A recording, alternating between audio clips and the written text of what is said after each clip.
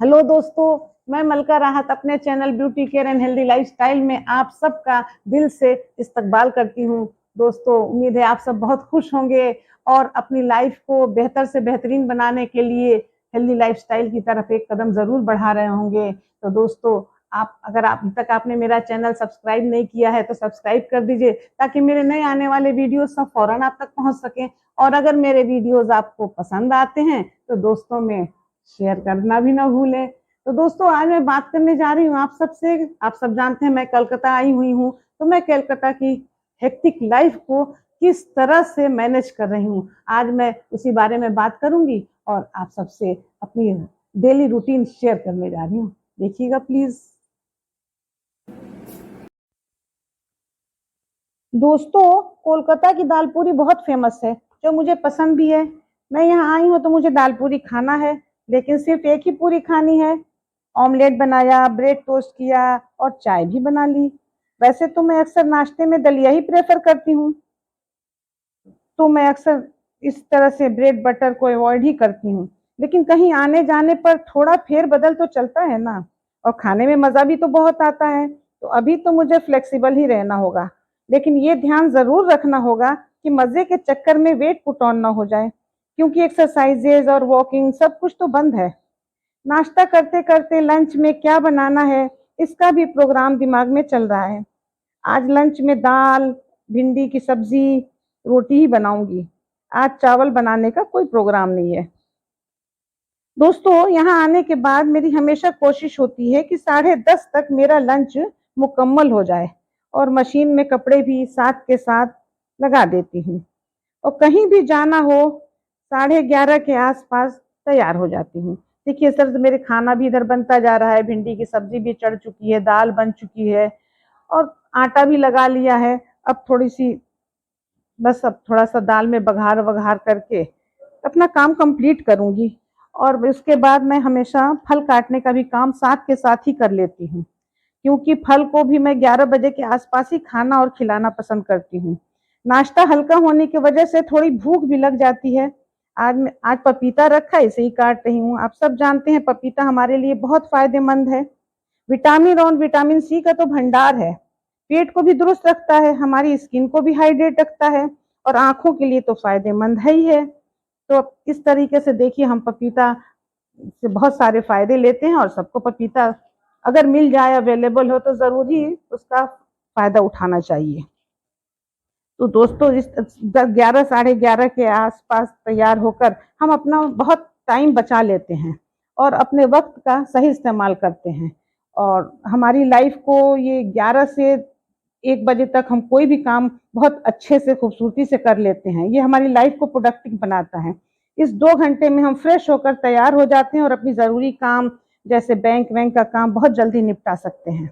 आज का मेरा प्रोग्राम है अपने पुराने घर, जहाँ मेरे मम्मी डैडी रहते थे, वहाँ का विजिट करना है। तो दोस्तों, पुरानी यादों की उधेड़ बुन में उलझी हुई मैं अपने भाई भाभी के साथ अपने घर में घुसी। आज कई सालों बाद घर में कदम रखकर यादों की मानो झड़ी सी लग गई। आगे बढ़ते हुए कदम रखा, घर सब कुछ वैसा ही था, घर वैसे ही रखा, लेकिन घर में वो लोग नहीं थे जिनके दम से घर में रौनक थी। किताबों की अलमारी की जानब बढ़ी, देखा उनकी किताबें सब वैसी की वैसी पर बेतरतीब पड़ी हुई हैं। किताबों पर धूल भी थोड़ी जमी थी। मेरे फादर अपनी किताबों की अलमारी खुद ही ठीक रखते थे। आज मुझे उनकी एक बात याद आ रही है। कोई भी मेहमान आता उसे बड़े इज्जत से बिठाते, चाय नाश्ता कराते, और आने की वजह जानते फौरन उसका काम करते और कह देते, ठीक है आप जाइए, आपका काम हो जाएगा। वो कलकत्ता कॉरपोरेशन के हेल्थ ऑफिसर थे। उनकी एक बात और याद आ रही है दोस्तों, कि उनकी बेटी यानी मैं इलाज के लिए हॉस्पिटल में एडमिट थी, और वो हर रोज देखने आते, डॉक्टर से बात करते और चले जाते। अपनी पहचान ना तो हॉस्पिटल वालों को बताते और न ही डॉक्टर को बताया। As a public health officer उस एरिया के हेल्थ लाइसेंस इशू करने का उनके पास पावर था, इसलिए उस नर्सिंग होम में डिस्काउंट तो उनका बनता ही था, जिसको हॉस्पिटल मैनेजमेंट ने नजरअंदाज किया था। क्योंकि मैं उस नर्सिंग होम में एडमिट थी, इसलिए डिस्चार्ज समरी लेने तक उन्होंने किसी से कुछ भी नहीं कहा। जबकि वहाँ पर कुछ इल्लीगल इश्यूज थे। फुल पेमेंट करने के बाद अपने पावर के मुताबिक नर्सिंग होम का लाइसेंस रद्द करने का नोटिस दिया। उसका चेयरमैन हमारे घर तक आया और सॉरी बोलते हुए डिस्काउंट देने का वादा किया। एक बहुत अच्छी आदत थी, वो अच्छों के साथ बहुत ही अच्छे इंसान थे। तो दोस्तों, इस तरह से इसी यादों के उधेड़-बुन में घूमती रही। कभी उनकी जान-मांस को छूकर देखा, कभी उनके कपड़ों की तरफ देखा और उनके फेवरेट बरामदे में घूमती रही और देखती रही, उनके यादों में खोई रही।